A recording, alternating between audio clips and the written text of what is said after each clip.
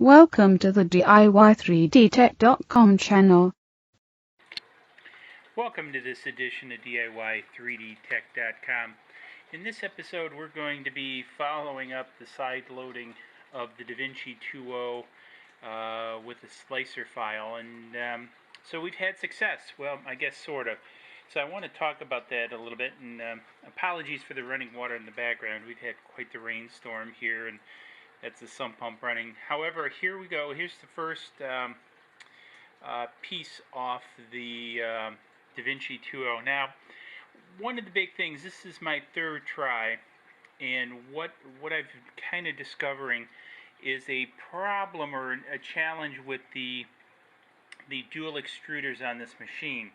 What happens, and you can see a little bit of it here, is a second extruder bumping into the piece, and it's actually damaged the other two pieces. Now, I tried it cold, I've tried it hot. Hot kind of a little bit seems to work better, but it does seem to bump into the piece. Now, with this piece over here, it was basically narrow enough that when it created this piece, the other extruder just kind of nudged the side of it. Where when I tried creating a larger piece, i.e. this piece, the second extruder just knocked it off the bed. Now, I have had that problem with the XYZ software itself before, but what it seems to do in slicing is the way that it moves the head. I don't know quite how to explain it, and I'm not quite sure what it's doing, but it is moving the head in a little bit different fashion, it seems, to minimize the collision. So I guess if I had to explain it, one of the things that I notice is that the other head is pushing this way, or pulling this way, rather than pushing that way, if that makes any sense. So because I ran a piece in here under the XYZ software, and I took a look at it, how it ran, then I ran this piece and I looked how it ran, and again, the problem or challenge is it's pulling this way rather than pushing that way. Now, I did use the left extruder because this is where I have the red filament. I wanted to do it in red. So I didn't use the right extruder. I don't know if it would be different. Maybe it would work better if I used the right extruder. I am going to try that and report back. So this is the biggest challenge, and it's also the challenge that I'm a little bit nervous about in just switching over to Repetier on this, because that's where I think I would go, given everything being equal, but I don't know how it's going to slice, and until I really figure that out. But the header file, it took me a little bit to come up with the header file for this. I think the same header file with some slight modifications will work on the 1.0. And I tell you what, folks, the quality of this piece over what XYZ crapware puts out, huge difference in quality. I mean, outside of this, where it bumped into this piece on the side, which I can clean up with a little bit of sandpaper, the whole finish of this is very good.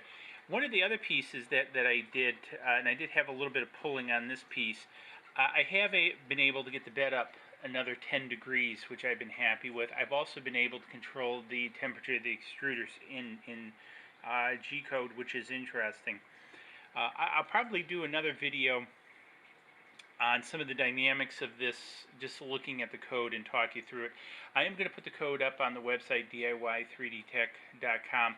It'll probably be a day or so after I post this video, because I'm going to have to make up a page for it and everything, and it's going to take a little bit of time with the new year coming, but I'll put the code out there.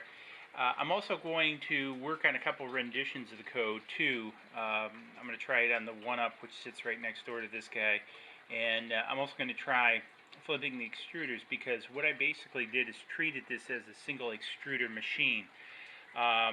Even though in Slicer I did tell it the machine had two extruders, in the G-code or in the XYZware header, you'll see when I posted it, I basically treat it as one. But I do turn on both, so I have tried it with the right extruder, both powered down and powered up. And when I say that, heated up or not heated up. It almost seemed like not heated up was better. The first ran I did, the right extruder bumped the piece off. Actually, I was printing out more of these knobs, and it got almost all the way through. Very nice finish on the knobs, but then the extruder knocked one off the bed, and which hit the other ones, and you know how that goes. It got almost all the way done, and the quality of these, I printed these out on XYZware versus Slicer. Slicer just kills it compared to the quality I was getting from XYZware. So just really amazed at the quality difference. Now I did have another non XYZ printer and have used Slicer and Cura before, and I do know it does give a bit better quality product in slicing, and again, that's one of the reasons I did this mod. So, you know, so far it's been interesting, and if I can get past this extruder problem, I think this could be very, very interesting. So right now I'm a little bit apprehensive just switching over to you know, Repetier, changing the firmware, because I can effectively sideload GCode into this. So I've achieved that, and I can put it on the card. I can do it through XYZware.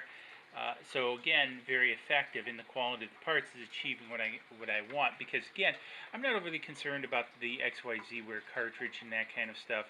I'm more so, I just want a quality piece out of the machine, and this actually proves what I was thinking before, is that the machine itself is capable of a lot better than what the software allows, and this really proves it, because this, folks, is, you know, because I've done one of these in XYZware. Unfortunately, I don't have it here to show.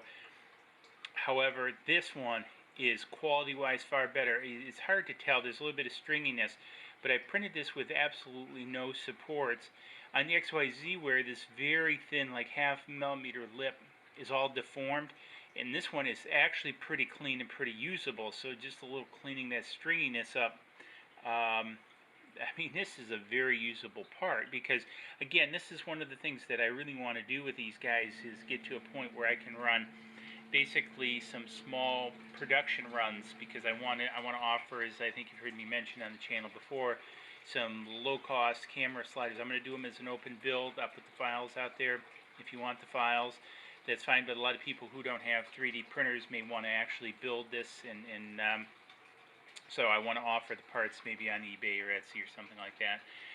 But that's the future. I want to get the prototyping finished. I'm almost done, and this was a key piece to it. Well, actually, all of these were key pieces to the design. Getting real close. I do a video on it too once I get there. Anyhow, so does work. Look for another video. I will do one at the computer where I show you the code.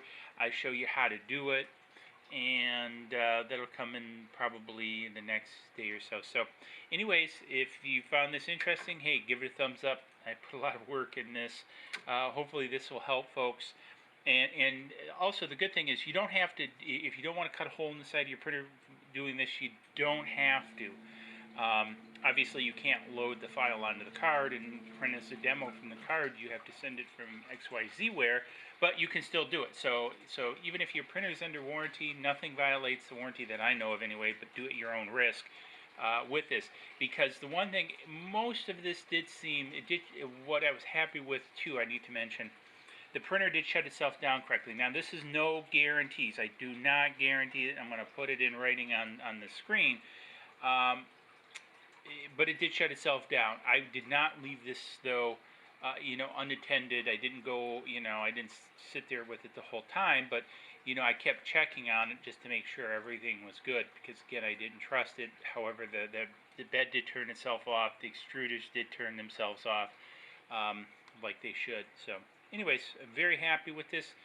Again, thumbs up. I'm giving myself a thumbs up on this one, so hopefully you will be too. Because once I put the code out here, I think you'll find that this is going to be a very valuable asset if you own a DaVinci and you want to take it to the next level without a lot of stuff. So, anyways, subscribe, and we'll see you in the next one. Cheers.